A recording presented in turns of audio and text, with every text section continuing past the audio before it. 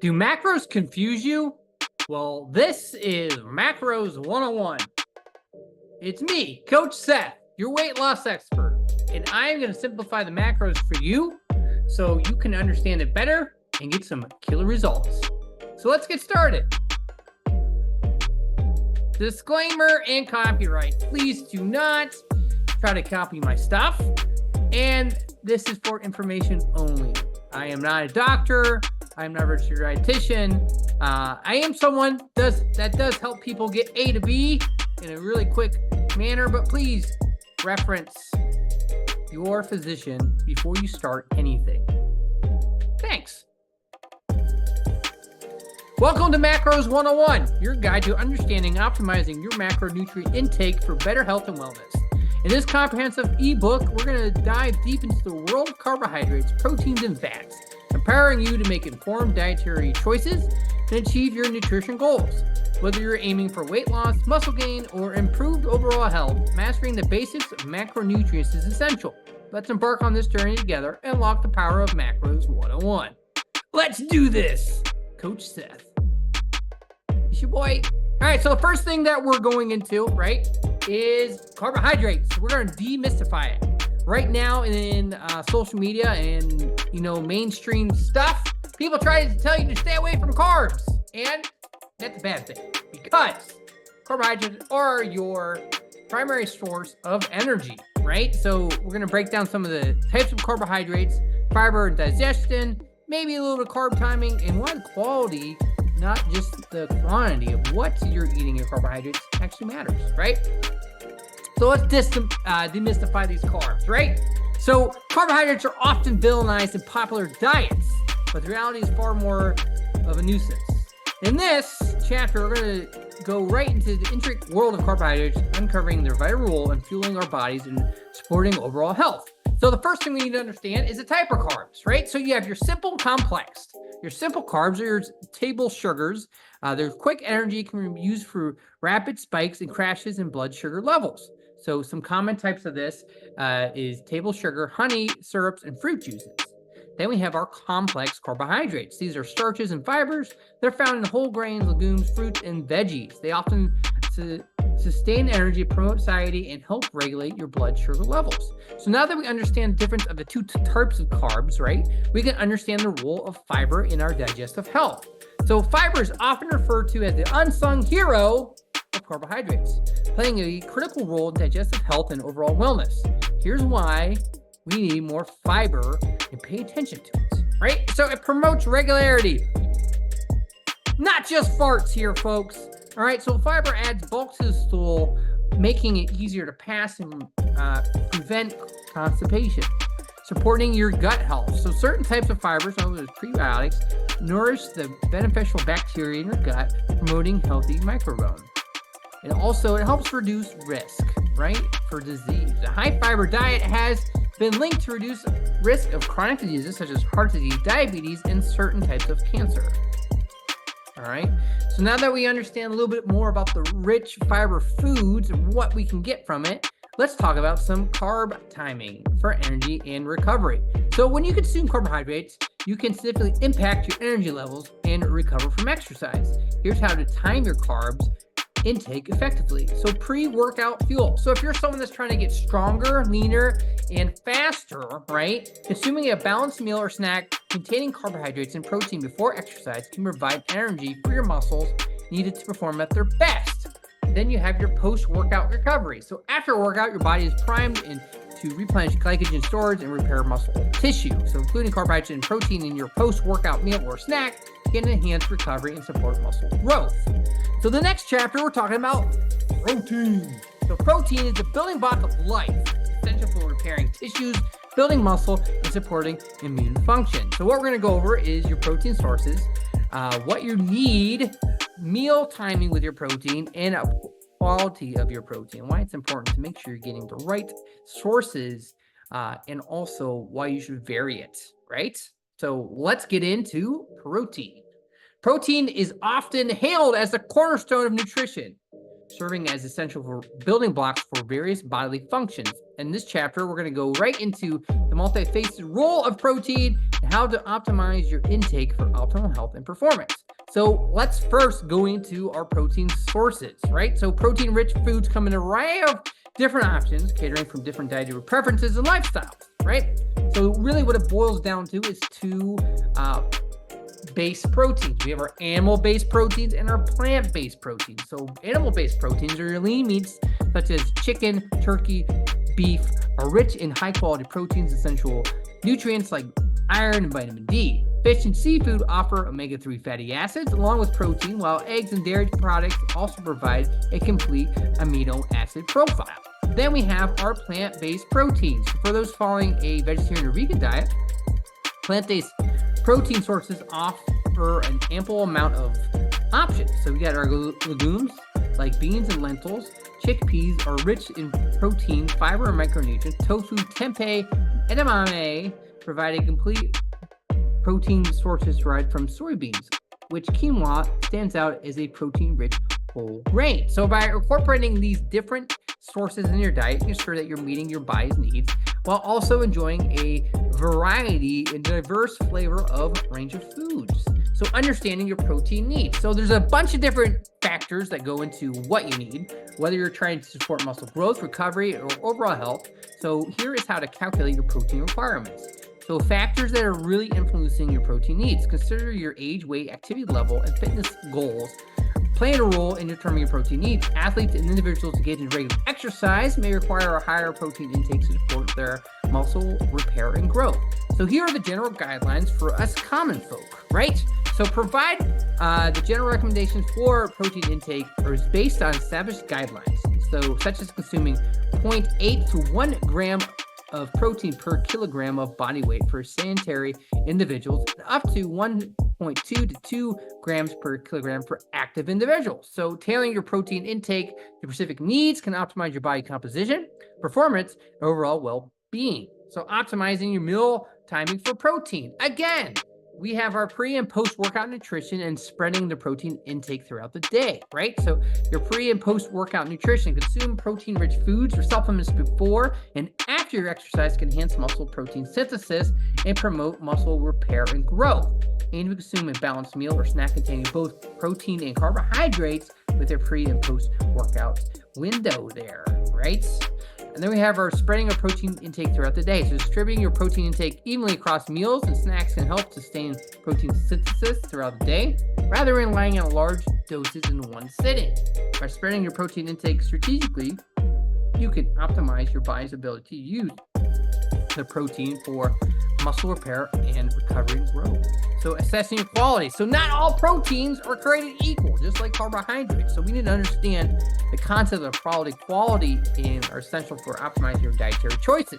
So here are the facts, Jack, right? So you have your complete versus incomplete, amino acid profile, and digestibility, right? So let's start with that first one, complete versus incomplete. So complete proteins contain all 9 essential amino acids, while incomplete proteins lack 1 or more essential amino acids. So animal-based proteins are typically complete, while most plant-based proteins are incomplete. So again, having a wide range of what you're eating is going to help you get there. So your amino acid profile, the amino acid composition for protein determines its quality and bioavailability. So what that means is that your protein that you're ingesting, right, we need to make sure that we can have it, which goes right into your digestibility. The ability of your protein is influenced by its absorption and utilization by the body.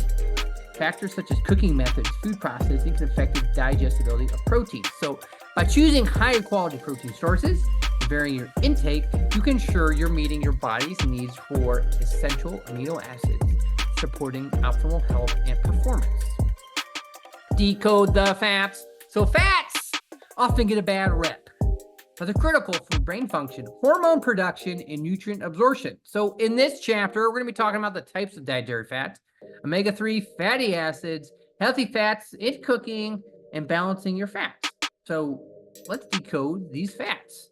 So fats are often unfairly demonized in popular discourse, yet they play a vital role in supporting numerous body functions, right? So first thing we need to do is we need to understand the types of dietary fats. We have our saturated, unsaturated, and trans fats. So trans fats These are artificially created through the hydrogenation, which basically is a fancy word of adding more hydrogen to the fat, right? Typically your unsaturated fat to make it solid, right? So these are very processed stuff, fried foods and whatnot. Then you have your saturated and unsaturated fats, right? So your saturated fats, these are typically room temperature, are commonly found in animal protein products such as meat and dairy, as well as some plant-based oils like coconut oil. While excessively intake of saturated fat may increase cholesterol levels and the risk of heart disease, they may also serve an important function in the body, such as providing energy and supporting hormone production. So we have our unsaturated fats. So unsaturated, including monosaturated and polysaturated, another couple fancy words where there's more bonds in there, right? They are liquid at room temperature and predominantly found in plant-based oils, nuts, seeds, and sometimes fatty fish. These fats are known to have beneficial effects on the heart by lowering the LDL cholesterol levels and reducing inflammation, right? So there's the facts, right? We understand the difference between the types of fats, and now we need to make sure that we are creating the right stuff, harnessing the power of the omega-3 fatty acids, right? So omega-3 fatty acids are typically a type of polysaturated fat renowned for their numerous health benefits. So here's why it deserves a place in your diet, right? So heart health, omega-3 fatty acids, particularly your EPA and DHA, fancy words, right? Found in fatty fish like its salmon, mackerel, and sardines, often have been shown to reduce the risk of heart disease by lowering triglyceride levels, reducing blood pressure, and preventing the formation of blood clots. A lot of blood, right? Good stuff. Then we have our brain function. So your DHA, in particular, plays a critical role in brain development and cognitive function, making the 3 fatty acids essential for maintaining optimal brain health throughout life.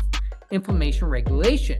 Omega-3 fatty acids possess anti-inflammatory properties that may alleviate symptoms of inflammatory conditions such as arthritis, asthma, and inflammatory bowel disease, right? So incorporating these 3 omega-3 rich foods such as fatty fish, flaxseed, chia seeds, walnuts in your diet can provide multiple health benefits and support overall well-being. So cooking with healthy fats. So now food has to taste good, right? So we want to make sure they're choosing the right fats for cooking.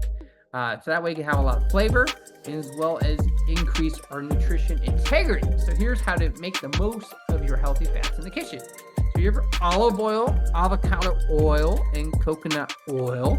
Now all 3 of these, they all have different temperatures in which they cook, but starting with the first one, we have our extra virgin olive oil. It's a staple of most Mediterranean cuisine. It's prized for its rich flavor and high content of unsaturated fats. So it's used for sauteing, salad dressing, and drizzle over roasted vegetables for a burst of flavor and healthy benefits. We have our avocado oil. Avocado oil is a versatile and stable option for cooking at higher temperatures. Its usual flavor makes it ideal for frying, grilling, and baking while providing a dose of heart-healthy monounsaturated fats. Then we have our coconut oil. Well, high in saturated fats, coconut oil contains a medium chain triglycerides, MCTs, that are metabolized different in the body and may offer unique health benefits. Use it sparingly in recipes for a hint of tropical flavor or use it as a dairy-free alternative in baking and cooking.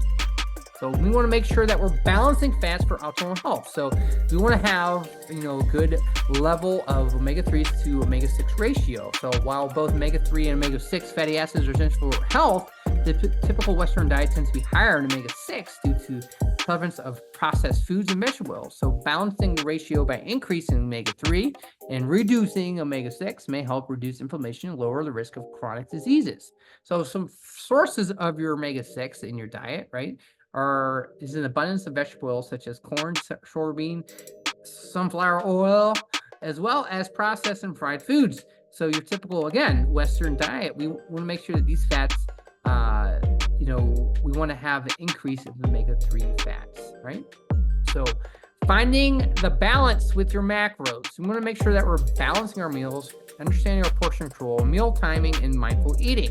So balancing your macronutrients, right? So we want to make sure that we are including all macronutrients So a source of carbohydrates, proteins, healthy fats in each meal where we can. So to help promote good energy, make sure that you're eating a lot of good food, satiety, and also support nutrient absorption. So prioritize whole foods. So make sure you're choosing whole foods, minimally processed foods whenever possible, such as fruits, vegetables, whole grains, lean proteins, and healthy fats. This nutrient-dense options provide a broad spectrum of vitamins, minerals, and antioxidants to support overall health. So practicing portion control. So use smaller plates. Optimal for smaller plates and bowls to visually reduce portion sizes and prevent overeating. Measuring serving sizes. So use measuring cups, spoons, or kitchen scales to portion out appropriate serving sizes of food, especially calorie-dense items like nuts, seeds, and oils. Focus on nutrient-dense foods. So make sure you're prioritizing nutrient-dense foods such as fruits, vegetables, lean proteins, and whole grains, which provide essential nutrients while keeping calories in check.